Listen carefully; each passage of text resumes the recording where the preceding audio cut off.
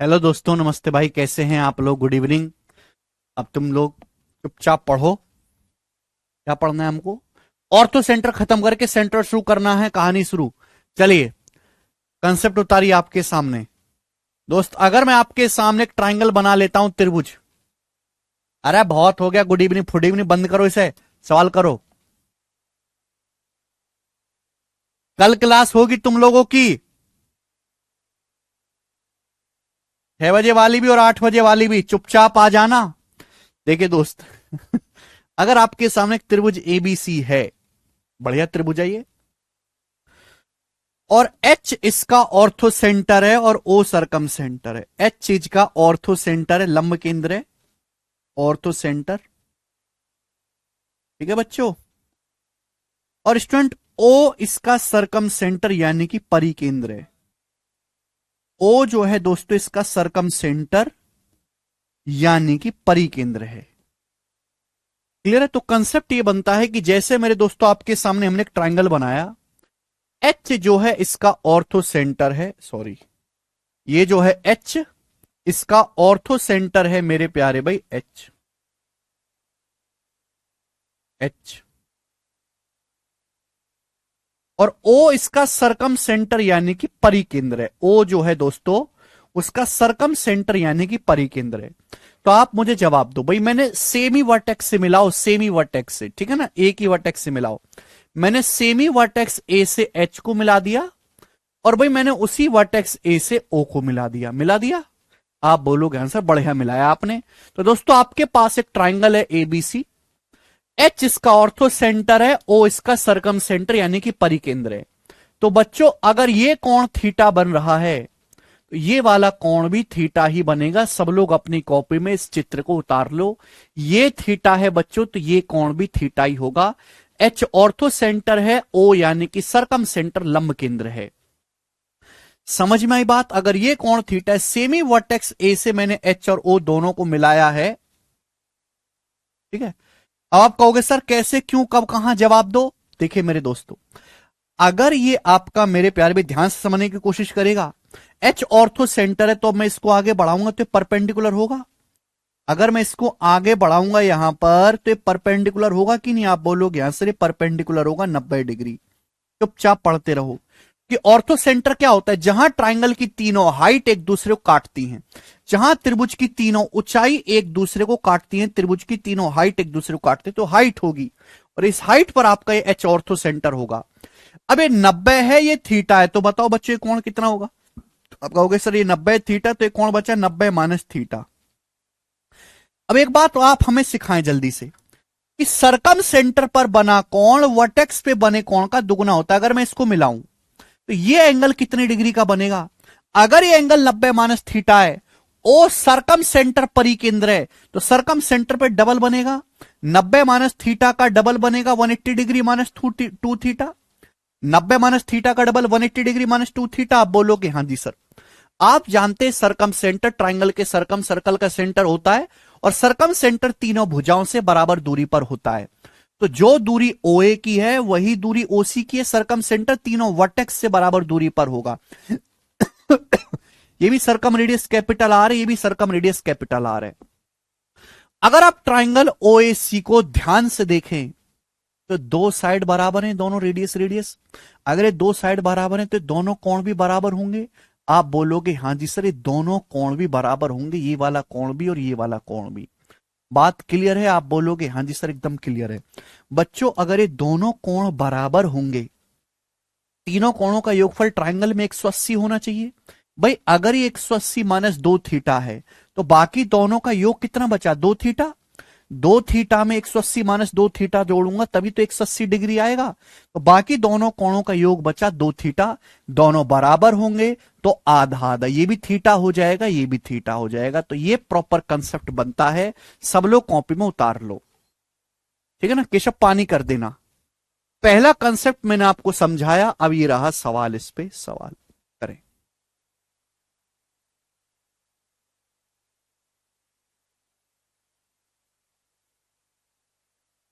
आपके सामने चित्र है त्रिभुज एबीसी, जिसमें एच जो है आपका लंब केंद्र है, और ओ आपका सरकम सेंटर है। ये ओ जो है मेरे दोस्तों आपका सरकम सेंटर परिकेंद्र है, ऑर्थो सेंटर वो सरकम सेंटर बोला है। एंगल बी एच ये वाला एंगल 30 डिग्री का है। तो आपसे पूछा है एंगल ओ ए सी ये वाला कोण कितने डिग्री का होगा, अभी समझाया। अभी 10 सेकंड पहले कंसेप्ट समझाया कि अगर ये 30 डिग्री है तो ये भी 30 डिग्री होगा। अगर ये कोण 30 डिग्री है तो ये भी 30 डिग्री का ही होगा, अभी प्रूफ करवाया है। सी ऑप्शन सवाल का आंसर है। इस सवाल में कुछ भी नहीं था। इस फिगर को अपने दिमाग आत्मा में बिठा लीजिए। चलिए, क्लियर हुई बात, आगे चलेंगे। नेक्स्ट कंसेप्ट आपके सामने। सब लोग अपनी कॉपी में हेडिंग डालो Euler's line. Euler's line, Euler's mathematician का नाम है, उन्हीं के सम्मान में इस लाइन को यूलर्स लाइन बोला जाता है। बहुत खतरनाक कंसेप्ट है, जवाब सुनिएगा ध्यान से। बहुत खतरनाक कंसेप्ट है। जैसे सपोज दोस्त हम आपके सामने ट्राइंगल बनाते हैं। जैसे स्टूडेंट हम आपके सामने ट्राइंगल यानी कि एक त्रिभुज बनाते हैं। हमने आपके सामने त्रिभुज बनाया इस प्रकार से एबीसी। स्टूडेंट हमने आपके सामने एक ट्राइंगल बनाया इस प्रकार से ए बी सी। ठीक है बच्चों, ये बहुत बढ़िया त्रिभुज बनाया मैंने आपके सामने ए बी सी। तो किसी भी ट्राइंगल के ऑर्थो सेंटर, एच मतलब ऑर्थो सेंटर, एच मतलब ortho centre,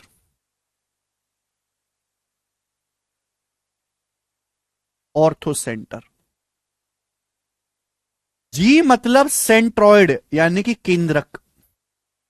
H ortho centre लंब केंद्र, जी मतलब सेंट्रॉइड, और ओ मतलब सरकम सेंटर यानी कि परिकेंद्र। सरकम सेंटर। किसी भी त्रिभुज में ऑर्थो सेंटर, सेंट्रॉइड और सरकम सेंटर तीनों एक ही लाइन में होते हैं मेरे दोस्तों, तीनों एक ही लाइन में होते हैं। अगर ये ट्राइंगल का मेरे प्यारे भी ऑर्थो सेंटर है एच, अगर ये त्रिभुज का ऑर्थो सेंटर है एच, एच, ये सेंट्रॉइड है जी, और ये सरकम सेंटर है मेरे दोस्तों ओ, तो ये तीनों पॉइंट हमेशा एक ही लाइन पर होंगे, तीनों पॉइंट हमेशा एक ही लाइन पर होंगे। इसे हम बोलते हैं यूलर्स लाइन। इसी को मेरे प्यारे भाई हमें यूलर्स लाइन कहते हैं, यूलर्स लाइन। बात समझ में आ गई? आप बोलोगे हां जी सर बिल्कुल। कैसा भी ट्राइंगल हो, in any triangle, in any triangle, किसी भी त्रिभुज में लिखेंगे मेरे दोस्त कंसेप्ट, किसी भी त्रिभुज में, इन एनी ट्राइंगल, किसी भी त्रिभुज में ऑर्थो सेंटर, सेंट्रॉइड और सरकम सेंटर एक ही लाइन पर, एक ही सीधी रेखा पर होते हैं, और इसी रेखा को जो है हम यूलर्स लाइन बोलते हैं। और यही ऑर्डर रहेगा, सेंट्रॉइड हमेशा बीच में ही होगा। क्लियर है? और दूसरी बात, और एच जी से जियो की लंबाई का जो रेशियो है, एच जी से जियो का जो रेशियो है, ये रेशियो भी 2:1 होगा। एच जी से जियो की लंबाई का जो रेशियो है, और एच जी और जियो की जो लंबाई का रेशियो है, ये रेशियो भी 2:1 होगा। आप बोलोगे हां जी सर मैं आपकी बात को समझा, ये रेशियो भी 2:1 होगा। Very very important. मुझे लगता है आपको बात समझ में आई है।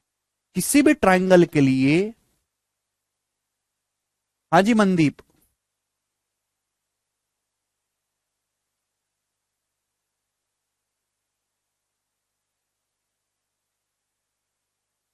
किसी भी ट्राइंगल का ऑर्थो सेंटर, सेंट्रॉइड और उसका सरकम सेंटर एक ही लाइन पर होते हैं, और इस लाइन को हम यूलर्स लाइन बोलते हैं। और एच जी से जियो का जो रेशियो होता है वो हमेशा 2:1 होता है। बिल्कुल नहीं दीपक, जी मतलब सेंट्रॉइड केंद्रक, राहुल लिखा है बेटा सामने। ठीक है बच्चों, तो ये थ्योरम है, आप इतना भी ध्यान रखोगे काफी है। ठीक है भाई, मैं इसको डिटेल में भी बताऊंगा, इसका प्रूफ भी समझाऊंगा, ध्यान से सुनिएगा थोड़ा सा, बहुत जरूरी है वो बड़े बड़े सवालों में। ध्यान सुनिएगा, बहुत जरूरी है वो बड़े बड़े सवालों में। क्लियर है? छोटे सवाल तो इस पे बनते हैं, बड़े सवाल भी बनते हैं। ध्यान से सुनिएगा मेरे दोस्त। हम आपके सामने ट्रायंगल बनाते हैं इस प्रकार से।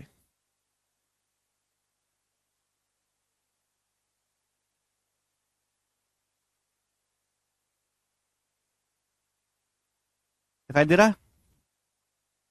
ये वाला नहीं,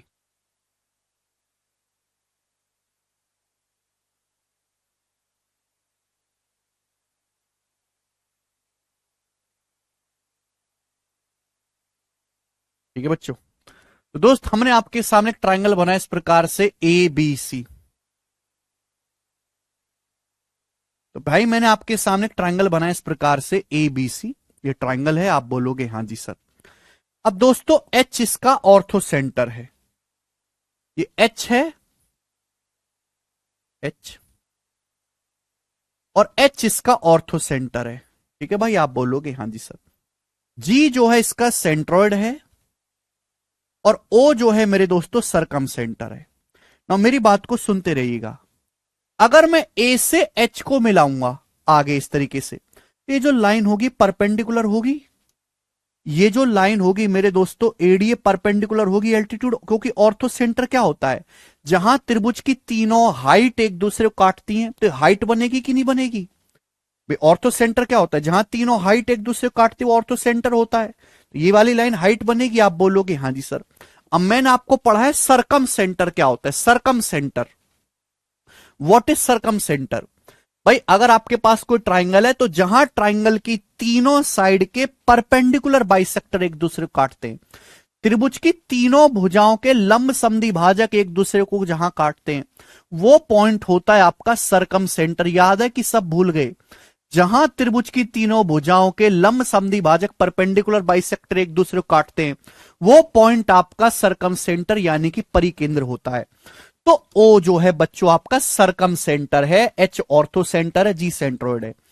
तो सरकम सेंटर से अगर मैं साइड बीसी पर परपेंडिकुलर डालता हूं, अगर मैं सरकम सेंटर से भुजा बीसी पर परपेंडिकुलर डालता हूं, परपेंडिकुलर, तो ये जो पॉइंट एम होगा, ये साइड बीसी का मिड पॉइंट होगा कि नहीं। M is the mid point of BC. ये जो पॉइंट एम होगा वो साइड बीसी का मध्य बिंदु होगा कि नहीं होगा। आप बोलोगे हां जी सर बिल्कुल होगा, कोई परेशानी नहीं, कोई तकलीफ नहीं होगा बच्चों। आप बोलोगे हां जी सर बिल्कुल होगा, क्योंकि ऑर्थो सेंटर बनता ही कैसे, साइड का परपेंडिकुलर बाइसेक्टर। वो साइड बेटा त्रिभुज की तीनों भुजाओं के लंब समद्वि भाजक एक दूसरे को जहां काटते हैं वो पॉइंट होता है सरकम सेंटर परिकेंद्र। तो भुजा पर परपेंडिकुलर भी होना चाहिए और बाइसेक्ट भी करना चाहिए। तो ये लाइन जो है परपेंडिकुलर है बीसी पर और बाइसेक्ट भी करती है, यानी कि जो लंबाई बीएम की है, जो लेंथ बी से लेके एम की है, सेम उतनी ही लेंथ एम से लेके सी की है। बात क्लियर है। आप बोलोगे हां जी सर क्लियर है। थोड़ा ध्यान से सुना, बहुत जितना भी अब तक पढ़ाया है सब कुछ पता होना चाहिए, तभी आप ये कंसेप्ट सीख सकते हो। जो लोग कभी आ जाते हैं पढ़ने कभी भाग जाते हैं उनके लिए नहीं है ये कहानी। उनके तो खोपड़ी में नहीं पल्ले पड़ेगा है क्या चलेगा। सब कुछ पता होना चाहिए, सब कुछ पता होना चाहिए, सब कुछ, तब जाके खोपड़ी में घुसेगा। भाई मैंने आपको क्या पढ़ा है, सेंट्रॉइड। मैंने आपको ये बताया कि जहां त्रिभुज की तीनों माध्यिकाएं एक दूसरे को काटती हैं, त्रिभुज की तीनों माध्यिकाएं एक दूसरे को काटती हैं, त्रिभुज की तीनों माध्यिकाएं, वो पॉइंट होता है ट्राइंगल का सेंट्रॉइड यानी कि केंद्रक जी। ये मैंने आपको पढ़ाया है। बोलो, जहां त्रिभुज की तीनों मीडियन एक दूसरे को काटती हैं वो पॉइंट ट्राइंगल का सेंट्रॉइड केंद्रक होता है, और सेंट्रॉइड हमेशा मीडियन को 2:1 में बांटता है। मैंने पढ़ा है सेंट्रॉइड हमेशा मीडियन को 2:1 में बांटता है, मैं बता चुका हूं दोस्तों। क्लियर है। आप बोलोगे हाँ जी सर। मीडियन क्या होता है, व्हाट इज मीडियन। भाई ये त्रिभुज है, त्रिभुज की भुजा के मध्य बिंदु को अपोजिट वर्टेक्स से मिलाने वाली लाइन मीडियन कहलाती है। जैसे लाइन है ये एम मीडियन है ना, बीसी का मिड पॉइंट अगर एम तो एम आपकी मध्यिका हो जाएगी। अब ध्यान से सुनो, ये जो लाइन है बीसी, बीसी का मिड पॉइंट है एम, तो मिड पॉइंट एम से अपोजिट वर्टेक्स ए को मिलाएंगे तो ये लाइन मीडियन होगी कि नहीं। आप बोलोगे हाँ जी सर ये लाइन आपकी मीडियन होगी, और सेंट्रॉइड इसी लाइन पर होना चाहिए। आप बोलोगे हाँ सर सेंट्रॉइड भी इसी लाइन पर होगा। क्लियर है, यस सर नो। आप बोलोगे हाँ जी सर बिल्कुल सही, कोई परेशानी नहीं, यानी कि सेंट्रॉइड जी भी इसी लाइन पर होगा। ठीक है जी। ये जो लाइन ए एम है वो मीडियन बन जाएगी, A M is median of BC. आप बोलोगे हाँ जी सर बिल्कुल सही। बहुत ज्यादा बुद्धि है, कई सारे कंसेप्ट एक साथ लग रहे हैं। उस आदमी की महानता देखो जिसने प्रूफ किया था। ठीक है भाई, तो एएम जो है वो मीडियन बन गई साइड बीसी की, मीडियन है तो सेंट्रोइड इसी लाइन पर होगा। आप बोलोगे हां जी सर बिल्कुल सही। यूलर्स ने क्या बोला, यूलर्स ने बोला कि तीनों पॉइंट एक ही लाइन पर हैं, तो ये तीनों पॉइंट एक ही लाइन पर है HGO। आप बोलोगे हां सर तीनों पॉइंट एक ही लाइन पर है। आपको यहां पे दो ट्राइंगल दिखाई दे रहे हैं, एक तो ट्राइंगल AGH, आपको यहां पे दो त्रिभुज दिखाई दे रहे हैं, एक त्रिभुज है AGH और दूसरा ट्राइंगल आपको दिखाई दे रहा है यहां से MGO। ये दोनों ट्राइंगल एक दूसरे के सिमिलर यानी कि समरूप है। ये जो दोनों ट्राइंगल आपको दिखाई दे रहे हैं आमने सामने के, ये दोनों ही ट्राइंगल एक दूसरे के सिमिलर है। आप कहोगे सर कैसे, क्यों, कहां? वे दोनों ही 90 डिग्री के एंगल है। तो पहली बात तो ये दोनों लाइन एक दूसरे के समांतर है, पैरेलल है, ये पैरेलल लाइन है। ये दोनों ही 90 डिग्री के एंगल है, तो दोनों लाइन एक दूसरे के पैरेलल है, समांतर है। आप बोलोगे नहीं सर क्यों, क्यों? दोनों ही लाइन एक दूसरे के पैरेलल है, these two line are parallel. आप बोलोगे सर कैसे? भाई एक सीधी रेखा है, सीधी रेखा पे दो खंबे खड़े कर दो 90 डिग्री के कोण पे, 90 डिग्री के कोण पे खंबे, तो समांतर होंगे कि नहीं? आप बोलोगे हाँ सर बिल्कुल होंगे, समांतर है। अब एक बात बताओ, ये दोनों लाइन पैरेलल है, ये ट्रांसवर्सल लाइन है, त्रियक रेखा, ये ट्रांसवर्सल लाइन है। तो भाई अल्टरनेट एंगल एकांतर कोण बराबर होते हैं अल्टरनेट एंगल। अगर मैं आपसे कहूं कि ये वाला कोण अल्फा है, ये वाला अल्फा, तो भाई ये भी तो ये अल्फा ही होगा, ये भी तो अल्फा ही होगा। अगर दो लाइन समांतर है, समांतर इस प्रकार से पैरेलल, ये ट्रांसवर्सल लाइन है, अगर ये कोण अल्फा है तो ये भी अल्फा ही होगा। अल्टरनेट एंगल एकांतर कोण यहां भी तो यही है। ये दोनों लाइन OM और AD समांतर है, ये त्रियक रेखा है, त्रियक रेखा, त्रियक रेखा, तो ये अल्फा और ये अल्फा एकांतर कोण बराबर है। आप बोलोगे हाँ सर। और ये क्या, ये वर्टिकली अपोजिट एंगल है, शीर्षाभिमुख कोण, ये वर्टिकली अपोजिट एंगल है, वर्टिकली अपोजिट एंगल। अभी दो लाइन ऐसे काटती है आमने सामने, कोण वर्टिकली अपोजिट एंगल होते हैं, बराबर है। तो भाई दोनों त्रिभुजों के दो कोण बराबर है, इन दोनों त्रिभुजों के दो कोण बराबर हैं, तो तीसरा ऑटोमेटिकली बराबर हो जाएगा, तीसरा कोण ऑटोमेटिकली बराबर हो जाएगा। आप बोलोगे हाँ सर तीसरा कोण ऑटोमेटिकली बराबर हो जाएगा, तो सिमिलर हो गए। जब तीनों कोण बराबर हैं तो सिमिलर हो गए। आप बोलोगे हाँ जी सर सिमिलर हो गए, सिमिलर हो गए, यस सर नो? आप बोलोगे हाँ सर सिमिलर हो गए। नाउ लिसन, हमने आपको पढ़ाया कि सेंट्रॉइड मीडियन को 2:1 में बांटता है। ये जो लाइन AM है ये माध्यिका है, माध्यिका भुजा BC की, G है सेंट्रॉइड, तो AG से GM का जो रेशियो होगा वो 2:1 होगा, 2:1। AG से AM का, GM का रेशियो 2:1 होगा। बोलो होगा कि नहीं होगा? अगर आप किसी भी त्रिभुज में आप माध्यिका खींचते, माध्यिका और सेंट्रॉइड है, सेंट्रॉइड हमेशा 2:1 के रेशियो में डिवाइड करेगा, वेरी वेरी इंपॉर्टेंट। तो AM मीडियन है, G सेंट्रॉइड है, तो AG से GM का रेशियो 2:1 होगा। ये वाला ट्राइंगल और ये वाला ट्राइंगल दोनों सिमिलर हैं। जब ये दोनों ट्राइंगल सिमिलर है तो हर करस्पॉन्डिंग लेंथ का रेशियो सेम होना चाहिए। भाई यहां अल्फा के सामने HG है और यहां अल्फा के सामने GO है, तो HG से GO का रेशियो भी, HG से GO का रेशियो भी 2:1 होगा।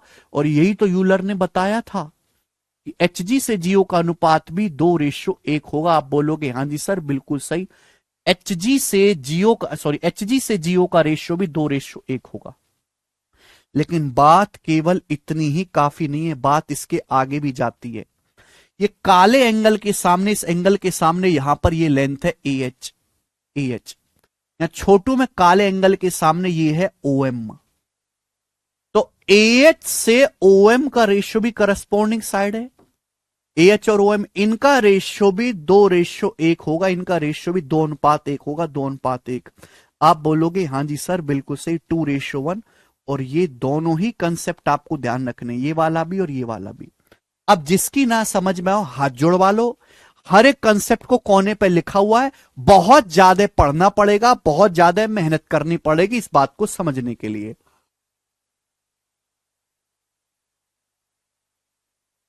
ठीक है जी, मजाक नहीं, इस चीज को समझना।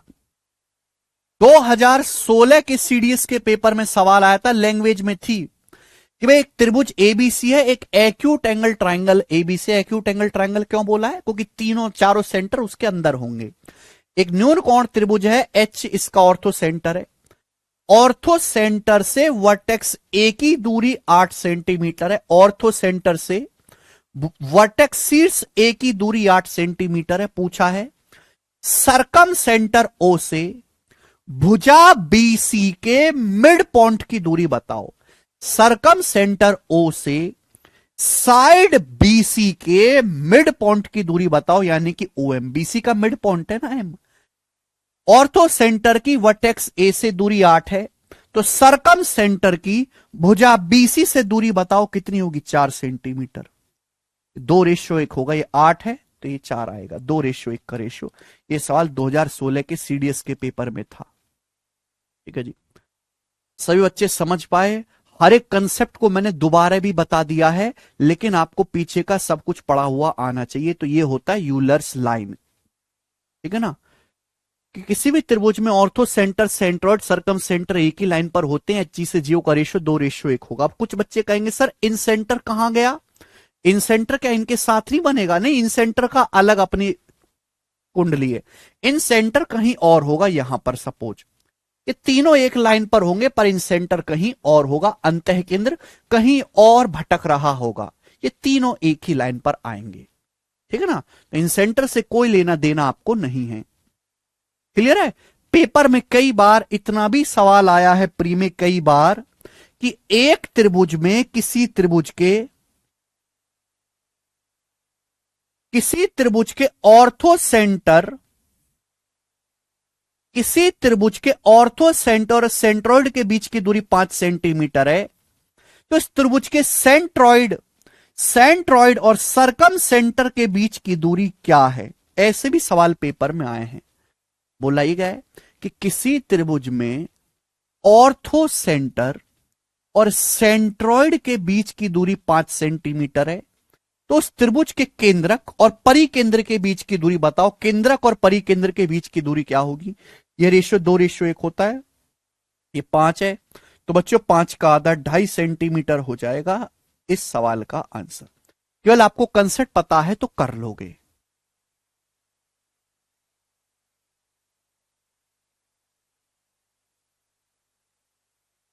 ठीक है ना, देखो प्री में ये है और ये थोड़ा हाई लेवल की चीज है मेरे दोस्तों।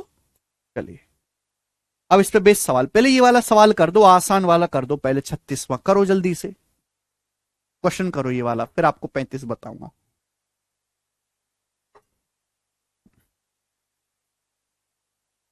समझना है ही नहीं हिमांशु बेटा। अब समझने की उम्र और टाइम समय सब निकल गया। अब तो करना है बेटा, करने का समय है, समझने का समय गया।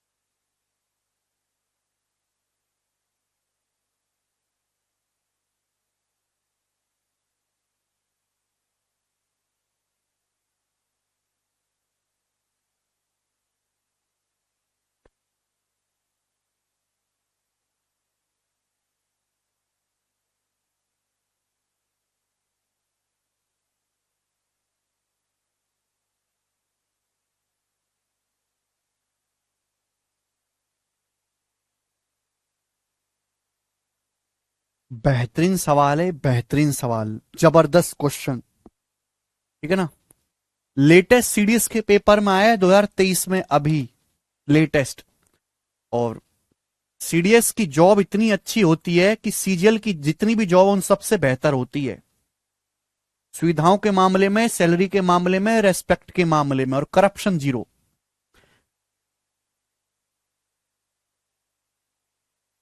लेकिन उसमें बेटा पेपर भी ऐसा ही आता है, आसान नहीं है सीडीएस क्रैक करना। एक न्यून कोण त्रिभुज एबीसी में ओ लंब केंद्र है, ये बोला है। एक न्यून कोण एक्यूट एंगल ट्राइंगल है जिसमें ओ आपका ऑर्थो सेंटर है, ध्यान रखिएगा, ओ लंब केंद्र है। एओ 10, ठीक है ना, ये है, मैं यहां से मिला देता हूं। ए से लेके ओ तक की जो लंबाई है 10 है। बीसी 24, साइड बीसी 24 है, बीसी 24। आपसे पूछा है त्रिभुज की परित्रज्या सरकम रेडियस, आपसे पूछे सरकम रेडियस कैपिटल आर, आपसे पूछा है, बताओ, बताएं जल्दी से। अगर सपोज ट्राइंगल का सरकम सेंटर मान लेता हूं कि मैं पी है, मैंने मान लिया, माना ट्राइंगल का सरकम सेंटर यानी कि परिकेंद्र पी है, सरकम सेंटर, तो सरकम रेडियस ये होगी ना, सरकम सेंटर से वर्टेक्स तक की दूरी, ये सरकम रेडियस है कैपिटल आर जो आपको निकालनी है। अब बताओ कैसे निकालेंगे। अभी अभी समझाया कि भाई अगर मैं पॉइंट पी से भुजा बीसी पे परपेंडिकुलर डालता हूं तो लाइन परपेंडिकुलर भी होगी और बाइसेक्ट भी करेगी, आधा आधा भी करेगी, क्योंकि सरकम सेंटर क्या होता है, जहां त्रिभुज की तीनों भुजाओं के लंब समद्वि भाजक एक दूसरे को काटते हैं, ये लाइन परपेंडिकुलर भी होगी और बीसी को बाइसेक्ट भी करेगी। समझ में आया। अभी अभी कंसेप्ट समझाया कि भाई अगर ये 10 है तो ये लेंथ 5 होगी, 5। अभी अभी समझाया, 2:1। सेम कंसेप्ट अभी समझाया मैंने आपको, कंसेप्ट समझाया, यही तो है बेटा, यही तो है। ए एच से ओ एम का ratio, A H O M का रेशियो 2:1, वही तो चीज है।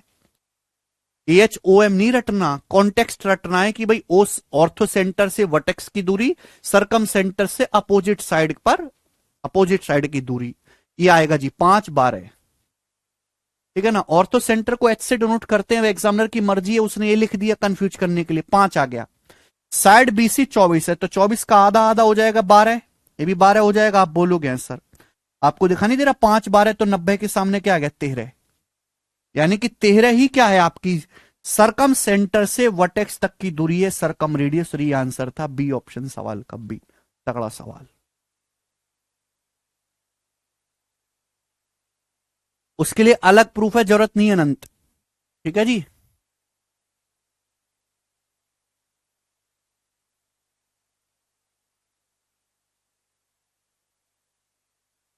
बच्चे कह रहे सीजीएल में घूसखोरी है तो ज्यादा कमाओगे ना, वारे मेरे देश के युवा, घूसखोरी है तो ज्यादा कम, अगर आपके अंदर इच्छा है ज्यादा कमाने की तो गवर्नमेंट जॉब आपके लिए नहीं है। गवर्नमेंट जॉब में इतनी ज्यादा सैलरी नहीं कि आप बहुत ज्यादा कमाओगे। गवर्नमेंट जॉब में स्टेबिलिटी है कि आप कभी भूखे नहीं रहोगे, आपको एक सम्मान मिल जाएगा समाज में, थोड़ी सी आपकी लोग सुन लेंगे, लेकिन बहुत ज्यादा कमाई नहीं है। गवर्नमेंट जॉब की तनख्वाह फिक्स है लेकिन कम है, बिजनेस में तनख्वाह फिक्स नहीं है लेकिन कितनी भी हो सकती है, अनंत फर्क देखिए। और घूसखोरी का भूल जाइए, जब से गवर्नमेंट ने सीबीआई, ईडी और ये vigilance department, anti corruption department बनाए ना, तब से हालत खराब है, देखते नहीं हो। हर आप रोज अखबार की कटिंग उठाओ तो रोज आपको कटिंग मिलेगी, डीएम साहब पकड़े गए रिश्वत लेते हुए, एसडीएम पकड़े गए, पटवारी पकड़े गए, तहसीलदार पकड़े हुए। अभी मैं मुंबई गया था, मुंबई, तो मुंबई में जो है मेरे दो तीन दोस्त जो हैं वो पर्सनल कॉलेज के दोस्त हैं, और बहुत सारा ग्रुप है जो मेरा पढ़ाए हुए स्टूडेंट वहां पे काम करते हैं। उन्होंने बताया कि पिछले 5 साल में तीन सीनियर ने सुसाइड कर रही, पिछले 5 साल में 3 सीनियर ने सुसाइड सुसाइड करी पिछले 5 साल में। क्यों? कि उनको सीबीआई ने पकड़ लिया था रिश्वत लेते हुए।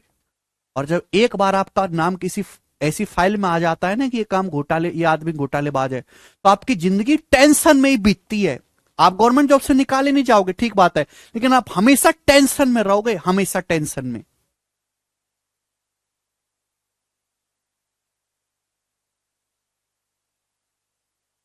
गवर्नमेंट जॉब, गवर्नमेंट जितनी तनख्वाह दे रही है उसमें संतुष्ट रहो, ज्यादा की इच्छा मत रखो, और कोई करप्शन घूसखोरी नहीं करनी। आप वहां देश सेवा के लिए जा रहे हो, कमाने के लिए नहीं जा रहे हो। गवर्नमेंट जॉब में आदमी कमाने के लिए नहीं जाता, कमाने के लिए बिजनेस करता है आदमी, देश सेवा के लिए जाता है।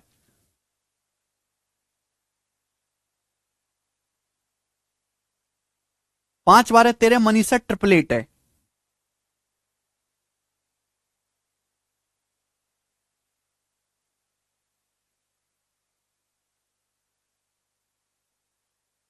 अगला ये बनाएंगे।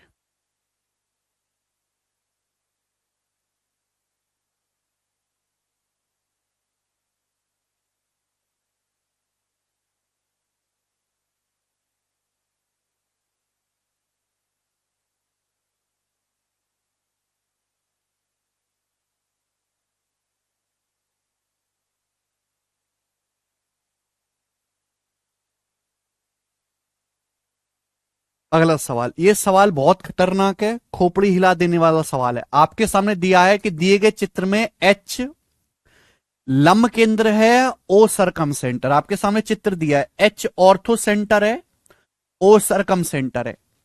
ए एच एओ बराबर है एल्फा का मान पूछा है। एल्फा कहां है?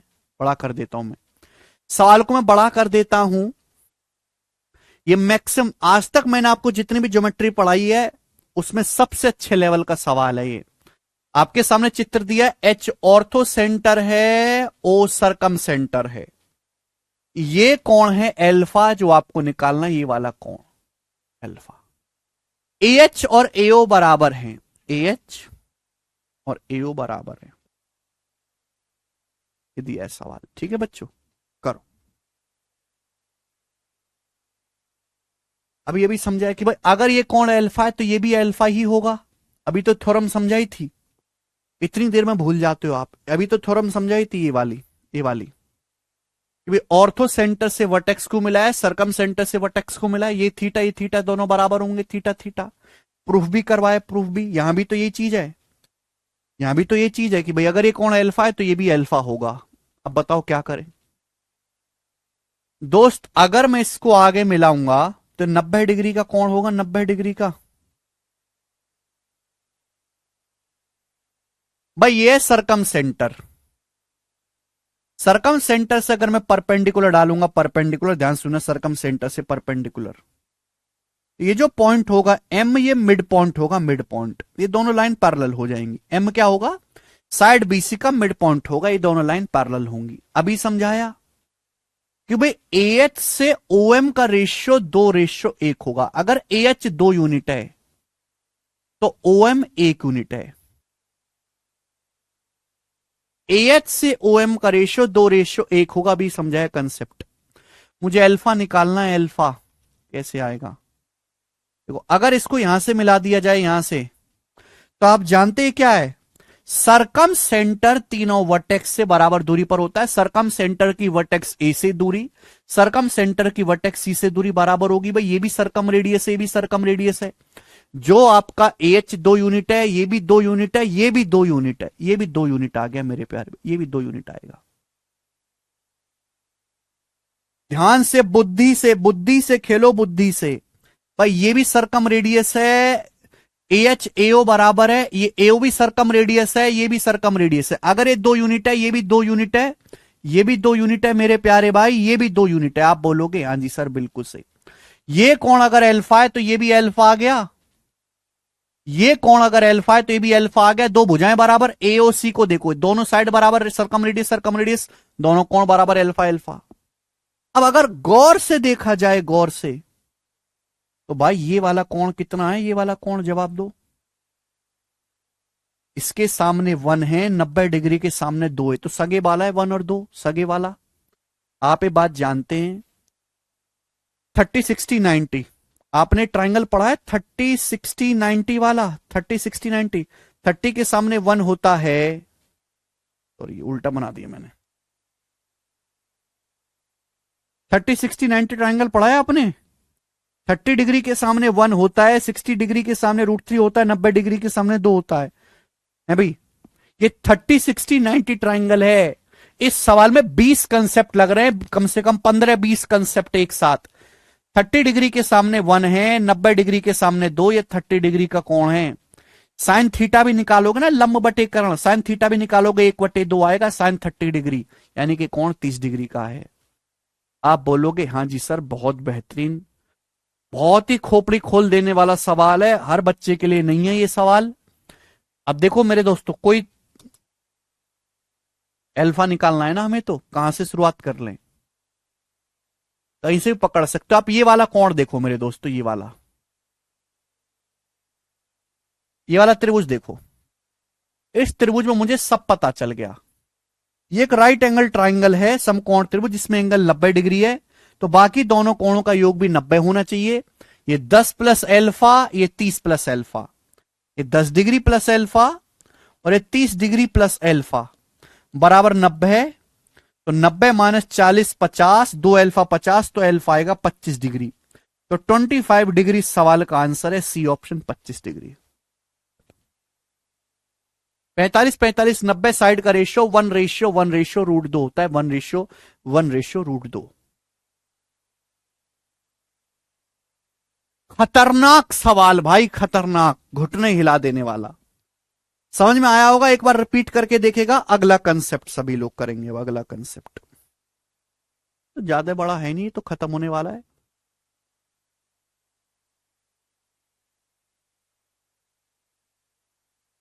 नेक्स्ट कंसेप्ट आपके सामने मेरे प्यारे भाई।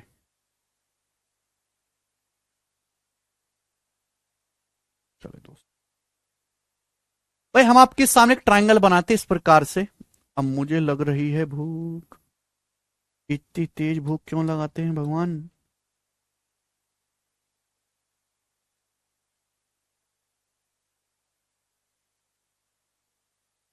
दोस्तों हम आपके सामने ट्रायंगल बनाते हैं, और इस ट्रायंगल की मेरे प्यारे भी तीनों हाइट खींच ली मैंने, तीनों हाइट।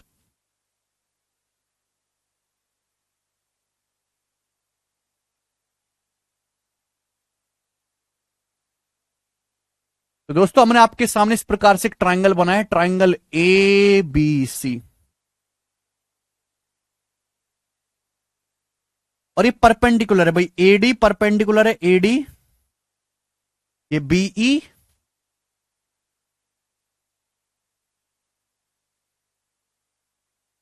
और ये सी एफ हाइट है। ये त्रिभुज एबीसी है, एडी बीई सी एफ, और इसकी तीनों हाइट है, और तीनों हाइट एक दूसरे को जहां काटते हैं वो आपका एच ऑर्थो सेंटर है। ये आपका एच ऑर्थो सेंटर यानी कि लंब केंद्र, ऑर्थो सेंटर। कंसेप्ट ये है कि ट्रायंगल का जो ऑर्थो सेंटर है, लंब केंद्र, वो हाइट के दो टुकड़े करता है।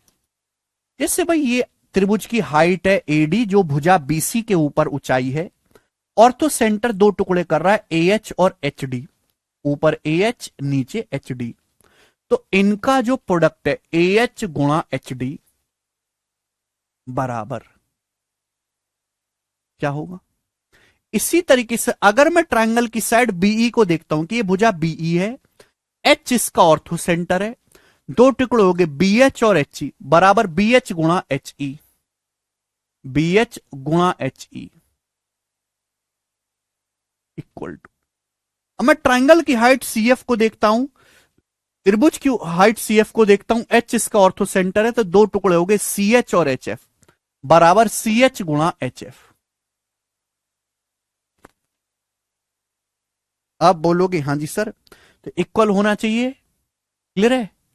तो मेरे प्यारे भाई ये कंसेप्ट है, सब लोग अपनी कॉपी में उतार लो कि अगर त्रिभुज एबीसी है, एच इसका ऑर्थो सेंटर है, तो ए एच गुणा एच डी बी एच गुणा एच ई बराबर सी एच गुणा एच एफ। कैसे आया, कोई तीर नहीं है कि ये कैसे आया मेरे प्यारे भाई, ये सिमिलरिटी से आप कोई भी दो ट्राइंगल पकड़ लो, कोई भी दो ट्राइंगल आमने सामने के सिमिलर है भाई। ये क्या, कितने डिग्री का कोण है, 90 डिग्री का। ये कितने डिग्री का कोण है, 90 डिग्री का। अब कहीं से पकड़ लो भाई, जैसे मैं, ये एच ऑर्थो सेंटर है ना, एच क्या है, ट्राइंगल का ऑर्थो सेंटर यानी कि लंब केंद्र। मैं आपसे कहूं ये कोण एल्फा है, तो ये भी तो एल्फा ही होगा, क्यों, वर्टिकल अपोजिट एंगल, शीर्ष सब मुख कोण बराबर है। अभी 90 एल्फा, तो ये कितना बचा, 90 डिग्री माइनस एल्फा। ये 90 ये एल्फा, ये कितना बचा, 90 डिग्री माइनस एल्फा। तो सिमिलर नहीं हो गए दोनों ट्राइंगल आमने सामने के, 90 alpha 90 minus alpha, 90 alpha 90 minus alpha, similar हो गए कि नहीं। ये दोनों ट्राइंगल सिमिलर हो गए, ये वाला और ये वाला। जब सिमिलर हो गए तो करस्पॉन्डिंग लेंथ का रेशियो सेम होगा। आप बोलोगे हाँ जी सर सेम होगा। अब हाइट पे काम करना है, या 90 डिग्री के सामने ए एच है, 90 डिग्री के सामने ए एच है, यहां 90 डिग्री के सामने बी एच है बराबर, यहां 90 माइनस एल्फा के सामने ई एच है, ई एच या एच ई, 90 अल्फा के सामने यहाँ एच ई है, और यहाँ 90 अल्फा के सामने एच डी है, एच डी। अब इनकी गुणा कर दो मेरे दोस्तों, तो ए एच गुणा एच डी क्या आ जाएगा, ए एच गुणा एच डी बराबर नहीं आ गया बी एच गुणा एच ई के, यही तो लिखा है। ए एच गुणा एच डी बराबर बी एच गुणा एच ई, यही तो लिखा है। तो भाई इन दोनों को सिमिलर करके मैंने ये निकाल लिया। आप इन दोनों को सिमिलर करोगे आगे की भी आ जाएगी, ये दोनों भी सिमिलर होंगे, ये भी सिमिलर होंगे, हर आमने सामने की त्रिभुज सिमिलर है, सिमिलरिटी से प्रूफ हुआ है।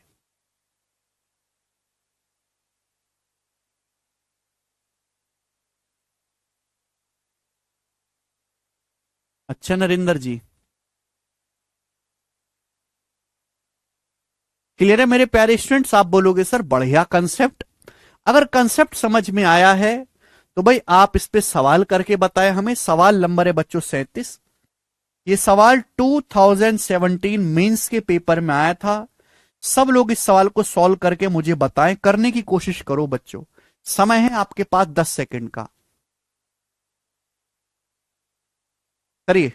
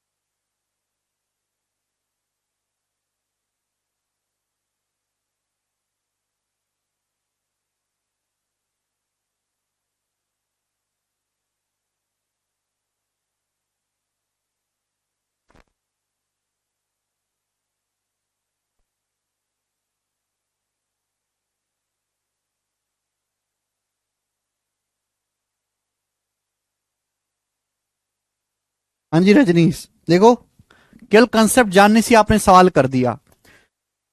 त्रिभुज पी क्यू आर में तीनों शीर्ष लंब P X Q Y R Z एक दूसरे को पॉइंट ऊपर काटते हैं। तो आपके पास एक ट्राइंगल है पी क्यू आर, और इसकी तो तीनों हाइट है, height P X Q Y और आर जेड, ये तीनों हाइट है मेरे दोस्तों, यानी कि एल्टीट्यूड है। शीर्ष लंब बोलते हैं इनको, हाइट बोलते हैं, एल्टीट्यूड बोलते हैं। ओ पर काटते हैं। अब बोला पीओ 6, पीओ की लंबाई 6 है, पी एक्स 8, पी से लेके एक्स तक 8 है, तो ओ एक्स कितना आ गया 2, क्यों 4, क्यों की लंबाई 4 है, तो पूछा है क्यों वाई, क्यों से लेके वाई तक कितना होगा, जवाब दें क्यों से लेके वाई तक। तो आप नहीं सोच सकते कि भाई इन दोनों का प्रोडक्ट अगर 6 दूनी 12 है तो इनकी भी गुणा 4 तिया 12 होना चाहिए, 3 आ जाएगा, ये 4 तिया 12, तो पूरा क्यू वाई कितना आएगा, 4 जमा 3 7 आ गया। डी ऑप्शन 7 इसका आंसर है। बताइए। हाँ जी प्रिंसा। अगला, अब देखो ये सवाल थोड़ा सा क्रिएटिव करके हमने बनाया है, जवाब दीजिएगा इस सवाल का क्या आंसर है, ठीक है ना। ये प्रीवियस ईयर क्वेश्चन नहीं है, पर केवल प्रीवियस ईयर ही नहीं करेंगे, उससे आगे भी जो थोड़ा बहुत चेंज हो सकता है वो भी सीखना जरूरी है। जैसे स्टूडेंट आपके सामने एक ट्राइंगल एबीसी है, एडी और बीई क्रम से हाइट है, तो मेरे दोस्तों एडी और ये हो गया बीई। एडी और बीई क्रम से साइड बीसी और एसी की हाइट है और ओ ऑर्थो सेंटर है, तो ओ क्या है मेरे दोस्तों, लंब केंद्र हो गया। एडी बीई हाइट है और ओ ऑर्थो सेंटर है, तो यही ओ हो जाएगा। बोला है एओ 9 है, एओ की लंबाई 9 है और ओडी की लंबाई 2 है, ओई आपका 3 है, ओई 3 है, तो पूछा है एबी की लंबाई। साइड एबी आपसे पूछी है, जवाब दें साइड एबी करें। एओ 9 है, ओडी 2 है, ओ ई की लंबाई 3 है, ए बी आपसे पूछा है, करेंगे बच्चों।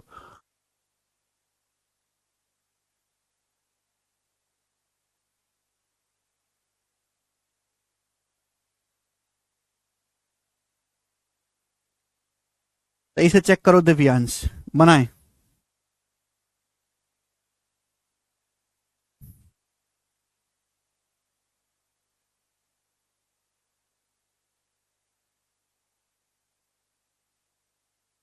ओ एक्स 2, अरे सवाल में दिया है सम्राट, क्वेश्चन को थोड़ा ढंग से दिमाग लगा के पढ़ लो।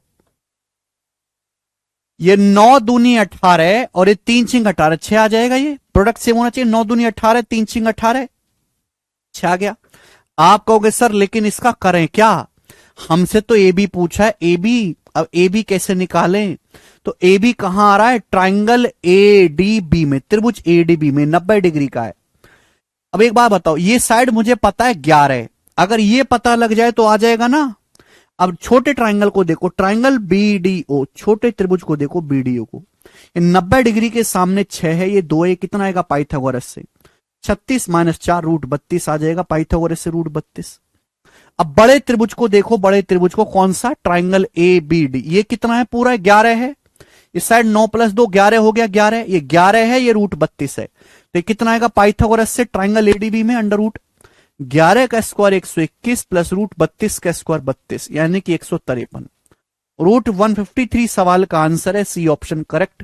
थोड़ा सा दिमाग लगाना था, कर लोगे अगर थोड़ा सा दिमाग लगाते। आगे चलते, अगला क्वेश्चन मेरे प्यार भी बनाएं।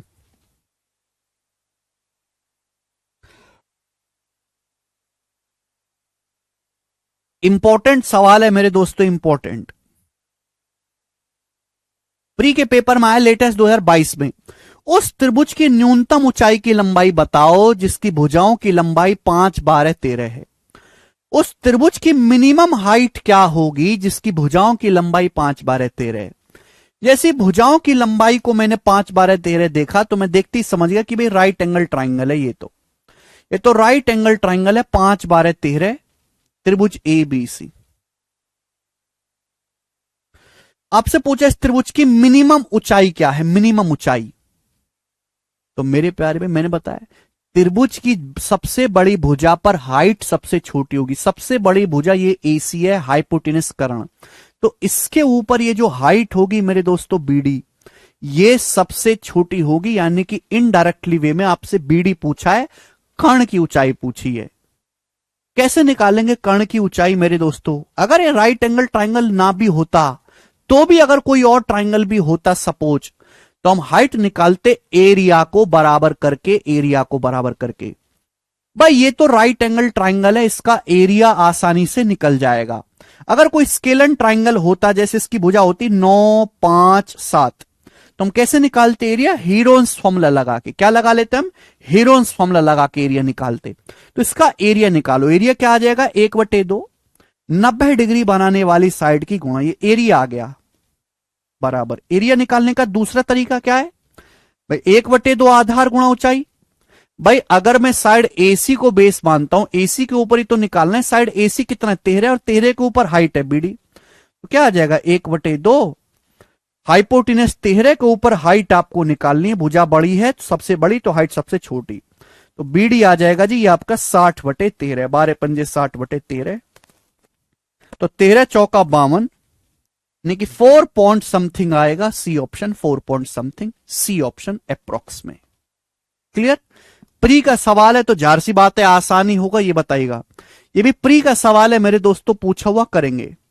बोला किसी त्रिभुज के केंद्रक और परिकेंद्र के बीच की दूरी 6 है, तो लंब केंद्र और परिकेंद्र के बीच की दूरी ज्ञात करें। तो मेरे दोस्तों, मैंने आपको बताया कि ट्राइंगल चाहे कैसा भी हो, उसका ऑर्थो सेंटर, सेंट्रॉइड और सरकम सेंटर तीनों एक ही लाइन पर होते हैं। ऑर्थो सेंटर, सेंट्रॉइड और सरकम सेंटर एक ही लाइन पर होते हैं। आप बोलोगे हाँ जी सर। बोला त्रिभुज के केंद्रक और परिकेंद्र है, सॉरी, केंद्रक और परिकेंद्र के बीच की दूरी 6 सेंटीमीटर है। पूछा है ऑर्थो सेंटर और सेंट्रॉइड के बीच की दूरी, लंब केंद्र और परिकेंद्र के बीच की दूरी, ये आपसे पूछा है। तो बच्चों नहीं निकाल सकते। हमने आपको क्या पढ़ा है कि एच से जीओ का रेशियो 2:1 होगा। तो एक की वैल्यू आपको 6 सेंटीमीटर दी है। ये पूरी लेंथ पूछी आपसे, पूरी लेंथ है 3 यूनिट, तो 3 की वैल्यू आएगी 18 सेंटीमीटर। ये आंसर है 18 सेंटीमीटर, बी ऑप्शन, पूरी लेंथ। 12 नहीं होगा महंगी, 18 होगा। एच से ओ तक की दूरी पूछिए, यहां पर पूरी 18 हो जाएगा। आगे चलेंगे, नेक्स्ट। ये सवाल बताओ मेरे प्यारे भाई, करो जल्दी से करो।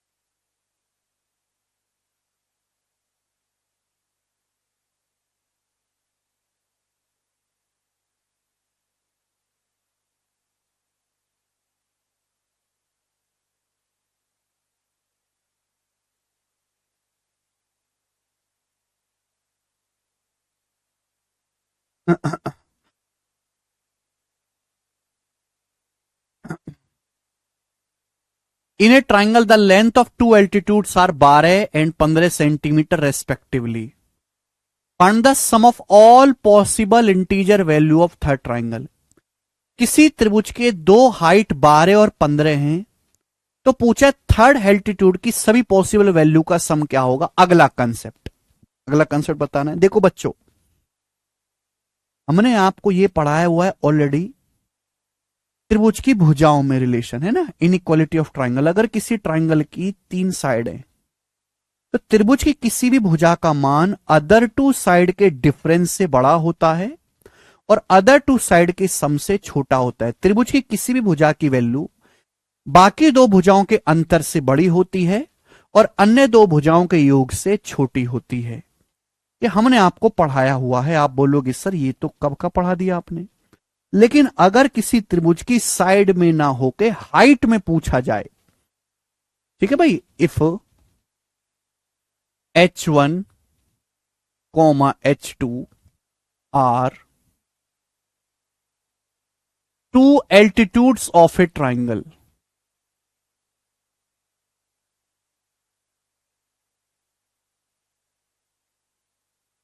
Of a triangle. देन देखिए, अगर किसी त्रिभुज की दो हाइट H1 H2 है, दो हाइट आपको दी हुई है, हिंदी वाले भाई लिख लेंगे, अगर किसी त्रिभुज की दो ऊंचाइयां H1 और H2 हैं, तो जो तीसरी ऊंचाई होगी, जो थर्ड एल्टीट्यूड होगी H3, उसकी जो रेंज होगी, उसका जो मान होगा, वो हमेशा H1 H2 upon H1 plus H2 से बड़ा, क्लियर है, और H1 H2 into H2 upon H1 difference H2 से छोटा होगा। क्लियर है? प्रूफ की कोई जरूरत नहीं है, कोई जरूरत प्रूफ की जानने की आपको नहीं है। ठीक है, मैं आपको बताऊंगा तो थोड़ी देर में आप खुद ही मने कर दोगे सर रहने दो, हम याद कर लेंगे, कोई जरूरत नहीं है। ठीक है ना? जैसे इनइक्वालिटी का किया था वैसे ही ये आएगा। यदि किसी त्रिभुज की दो ऊंचाई H1 H2 है, तो त्रिभुज की जो थर्ड हाइट की जो रेंज होगी, त्रिभुज की जो तीसरी ऊंचाई होगी, वो हमेशा H1 H2 upon H1 plus H2 से बड़ी होगी, और H1 H2 upon H1 difference H2 से छोटी होगी। इन दोनों के बीच में थर्ड हाइट की वैल्यू आएगी। कंसेप्ट है, इस पे दुनिया भर के सवाल बन सकते हैं। मैं तो आपको एक ही सवाल करवाऊंगा, लेकिन एक में ही सारे आ जाएंगे। बोला है किसी त्रिभुज के दो शीर्षलंब 12 और 15 हैं, दो हाइट आपको दी है, एक त्रिभुज की दो एल्टीट्यूड दिए 12 15, तो पूछा है तीसरे शीर्ष लंब के जो तीसरी हाइट है, उसकी सभी पॉसिबल इंटीजर वैल्यू का योग क्या होगा, सभी पूर्णांक मान का योग क्या होगा तीसरी ऊंचाई का। तो त्रिभुज की जो तीसरी हाइट होगी H3, इसकी रेंज क्या होगी बताओ। दो हाइट आपको दी है H1 H2 12 15, तो थर्ड हाइट की जो रेंज होगी मेरे दोस्तों, वो 12 गुणा 15 अपॉन 12 प्लस 15। ठीक है भाई, इससे बड़ी होगी, और 12 गुणा 15 अपॉन 12 डिफरेंस 15। डिफरेंस का मतलब बड़ी में से छोटी संख्या घटाओ मूर्खो, इससे छोटी होगी। अब 12 गुणा 15 आएगा 180, 180 बटे 27 कितना होता है 20 बटे 3, 20 बटे 3 का मतलब 6.66, ये आ गया 6.66। ये क्या आएगा 12 गुणा 15 180 बटे 3 आएगा, 12 15 का डिफरेंस 3 होता है, 180 बटे 3 60। यानी कि त्रिभुज की जो थर्ड हाइट की जो रेंज होगी मेरे प्यारे भाई, वो 6.66 से बड़ी होगी और 60 से छोटी होगी। अब बताओ, आपको केवल इंटीजर वैल्यू लेनी है, तो 6.66 से जस्ट बड़ा इंटीजर क्या है 7। कि त्रिभुज की तीसरी ऊंचाई की लंबाई 7 हो सकती है, 8 हो सकती है, 9 हो सकती है, 10 हो सकती है, 11 हो सकती है, 60 नहीं हो सकती। 60 से जस्ट छोटा इंटीजर है 59।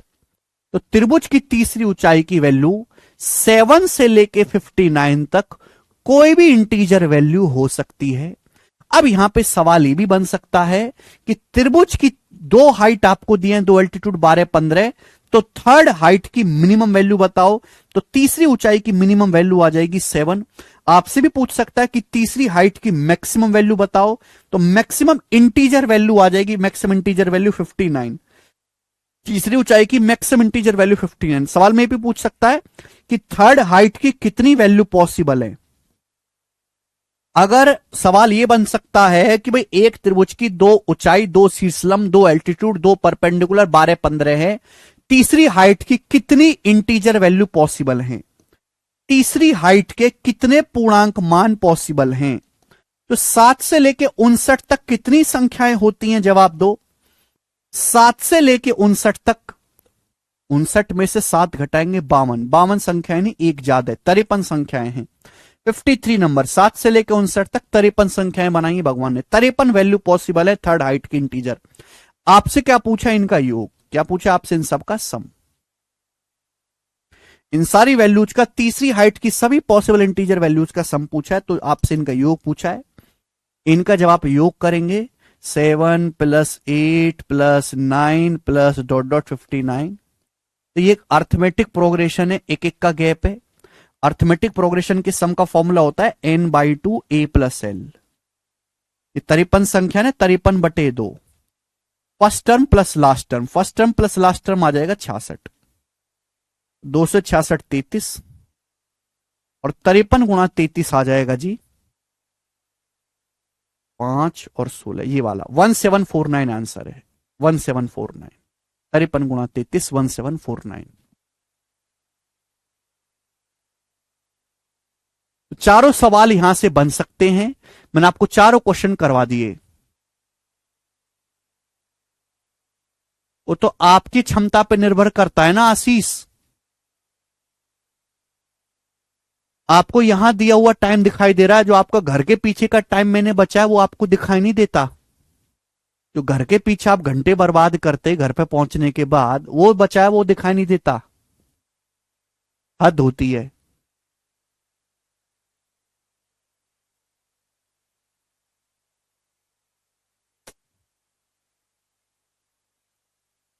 अगला सवाल, सवाल नंबर 42। अर्थमेटिक पूरा खत्म हो गया। पढ़ लिया आशीष तुमने पूरा अर्थमेटिक? रिवीजन कर लिया? प्रीवियस ईयर के सवाल कर लिए?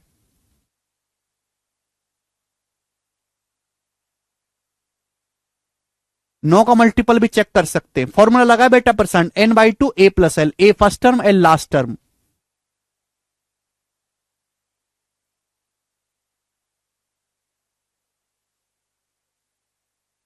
करिए जल्दी से। 42वां सवाल।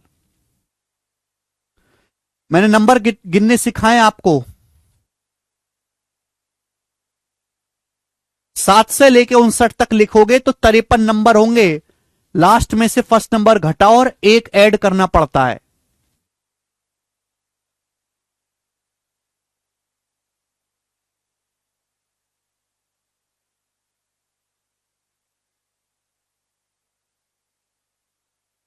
करेंगे।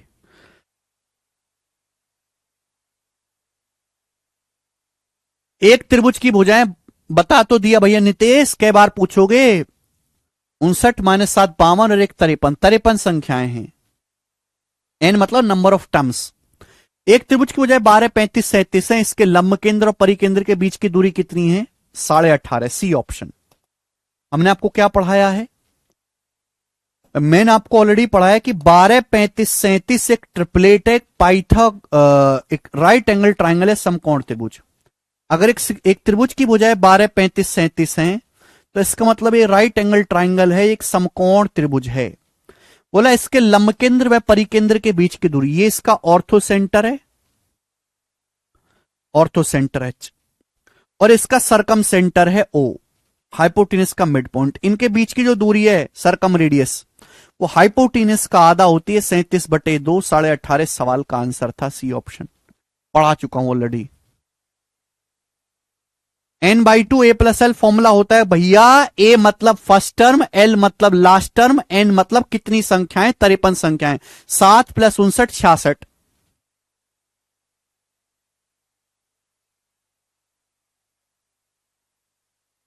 आगे चलेंगे। नेक्स्ट 43वां सवाल करो जल्दी से, खत्म होने वाला है, 2 क्वेश्चन और हैं। बताइए। ओनली कंसेप्ट है अभिषेक जी। बहुत बेहतरीन सवाल है, जबरदस्त। वेरी गुड क्वेश्चन ये वाला, वेरी गुड। त्रिभुज की दो भुजाओं की लंबाई 10 और 15 है। त्रिभुज की दो भुजाएं, उनकी लंबाई 10 और 15 है। तीसरी भुजा की ऊंचाई की लंबाई दो दी गई भुजाओं की ऊंचाई की औसत है, एवरेज है। तीसरी भुजा की लंबाई कितनी है? बहुत बेहतरीन सवाल। एक ट्राइंगल की दो साइड की लंबाई 10 और 15 है। तीसरी भुजा की जो हाइट है वो बाकी दोनों की हाइट का एवरेज है। तो पूछा है तीसरी भुजा की हाइट की लंबाई क्या है? करेंगे बच्चों जल्दी से। तीसरी भुजा की लंबाई क्या है? मैंने आपको पढ़ाया है कि किसी भी त्रिभुज में साइड उसकी हाइट के इनवर्सली प्रोपोर्शनल होती है। साइड का जो रेशियो होता है वो हाइट के रेशियो का रिवर्स यानी कि उल्टा होता है, ये पढ़ाया है। तो एक त्रिभुज की भुजाएं, भुजाओं को मैं जनरली ए से डिनोट करता हूं। एक त्रिभुज की दो भुजाएं आपको दी हैं 10 सेंटीमीटर और 15 सेंटीमीटर। आपसे पूछा है तीसरी भुजा की लंबाई क्या है। जबकि मेरे दोस्तों ये बोला है कि तीसरी भुजा की जो हाइट है बाकी दोनों का, मेरे दोस्तों बाकी दोनों भुजाओं की हाइट का एवरेज है। सवाल पढ़ो, सवाल पढ़ें प्लीज। तीसरी भुजा की जो हाइट है मेरे प्यारे भाई, तीसरी भुजा की जो ऊंचाई है वो दो दी गई भुजाओं की ऊंचाई का औसत है। औसत क्या होता है, दो संख्याओं को जोड़ के आधा कर दो। अब एक बार बताओ, अगर साइड 10-15 के रेशियो में है तो हाइट का रेशियो क्या होगा, रिवर्स होगा कि नहीं। अगर दो भुजाएं हैं उनकी साइड 10-15 के रेशियो में तो हाइट का रेशियो उल्टा होगा ना। साइड 10-15, 10 सेंटीमीटर 15 सेंटीमीटर, हाइट क्या होगी, रिवर्स होगी साइड का। 10-15 का एलसीएम होता है 30, पूरे रेशियो को 30 से गुणा कर दो, 3:2 आ गया, 3:2। यानी कि मेरे दोस्तों अगर साइड 10-15, 10 सेंटीमीटर 15 सेंटीमीटर है तो उनके ऊपर जो हाइट होंगी उनका रेशियो 3:2 है। बोला तीसरी साइड की जो लंबाई है वो बाकी दो साइड, तीसरी हाइट की जो लंबाई, त्रिभुज की जो तीसरी ऊंचाई है वो बाकी दोनों हाइट का एवरेज है। दोनों हाइट कितनी है, 3 और 2।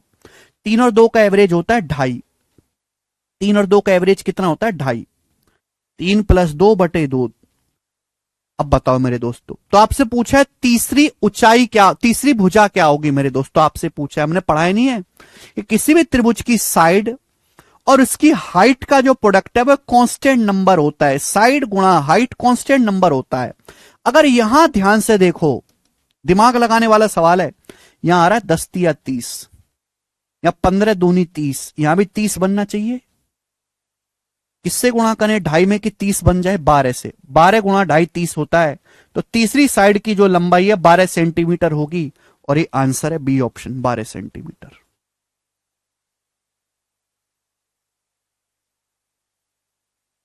बारह सेंटीमीटर।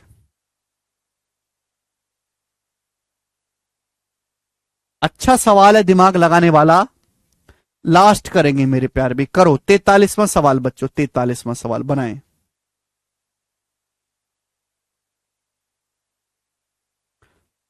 सॉरी 43वां तो हो गया, 44वां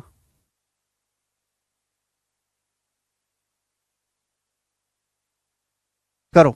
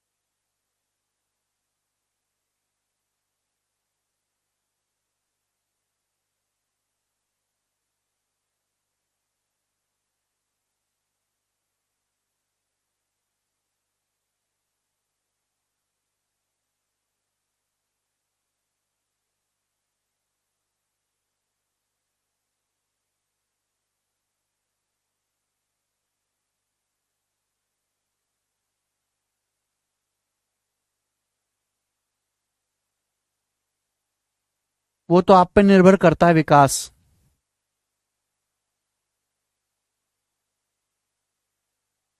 अवनीश कह रहे हैं सर मैंने अभी तक परसेंटेज रेशियो ही खत्म किया है बस। बहुत सही अवनीश, इसी हिसाब से करते रहो, 15-20 साल में कर ही लोगे फिर तुम। हद होती है। आपके सामने चित्र दिया गया है। आप आप पढ़ने में एक कमजोर बालक हो, बहुत ही कमजोर बालक हो आप पढ़ने में। आपको एक एक बात को कई कई बार बताना पड़ता है, कई कई बार लिखवाना पड़ता है। ठीक है जी, बहुत ज्यादा सवाल करवाने पड़ते हैं, तब जाके कुछ आपका भला हो सकता है। ठीक है ना। आपके सामने चित्र दिया है, एबीसी एक सर्कल से घिरा हुआ है, एडी बीई सी एफ। आगे बढ़ाने पर सर्कल को पी क्यू और आर पर मिलते हैं। मैं बड़ा कर देता हूं यहां पर।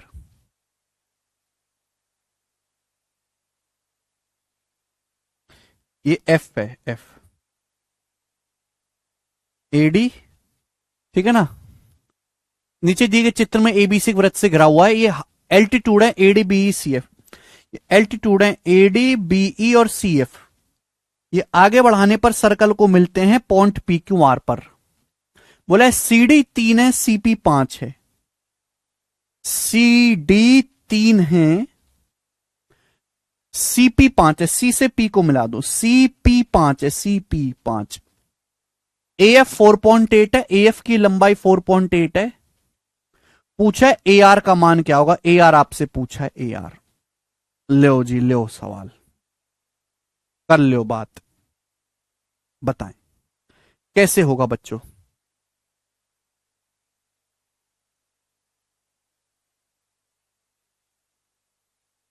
ए यहां भटक रहा है, वो वहां भटक रहा है, कैसे होगा भाई साहब जी सवाल ये। आप कहोगे सर ये तो टफेस्ट सवाल है, मैं कहूंगा इजीएस्ट। अब ये बताओ, ये जो ए आर पूछा गया कौन से ट्राइंगल में आ रहा है। इस ट्राइंगल में ये कैसा ट्राइंगल है, राइट एंगल है, 90 डिग्री है एल्टीट्यूड। ये भी कैसा ट्राइंगल है, 90 डिग्री है मेरे दोस्तों, altitude 90 degree, altitude 90 degree, right angle triangle. बोलो। अब ये दोनों ट्राइंगल जो आपको अलग अलग दिखाई दे रहे हैं, दोनों ट्राइंगल अगर गौर से देखा जाए, अगर गौर से देखा जाए मेरे दोस्तों, तो दोनों ही ट्राइंगल सिमिलर हैं। थोड़ा काम आपको आसान कर देता हूं, इस चीज की जरूरत नहीं है, मैं इसको हटा देता हूं, ठीक है भाई।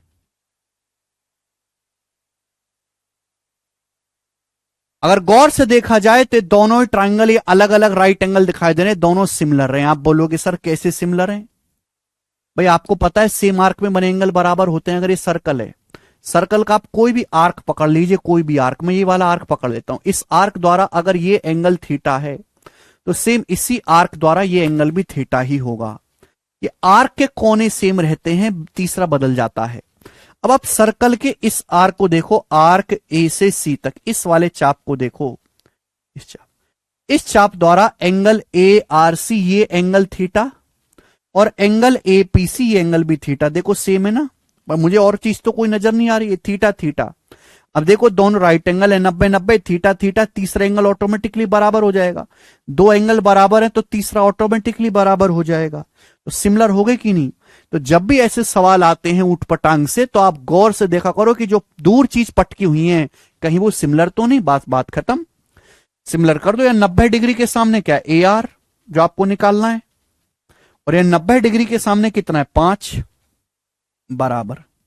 भाई यहां थीटा के सामने कितना है, 4.8। भाई यहां थीटा के सामने कितना है, 3। अब 3 से 4.8 चला गया 1.6, तो ये आर आएगा 1.6 का 5 गुना 8 सेंटीमीटर। और ये ए आर की लंबाई है जो आपसे पूछी गई थी। बी ऑप्शन करेक्ट है, बी।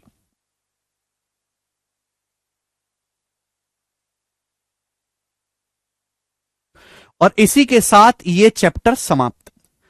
ठीक है भाई। तो ट्राइंगल के सेंटर्स में मैंने आपको पढ़ा दिया, इन सेंटर पढ़ लिया आपने, सरकम सेंटर पढ़ लिया आपने, ऑर्थो सेंटर पढ़ लिया। अब आपका बचता है सेंट्रॉइड, जो कि सबसे फेमस भी है। इसको हम अगली क्लास में करेंगे। आज इतना ही छोड़ते, कल आपकी क्लास होगी, कल करवाऊंगा ये। बाय।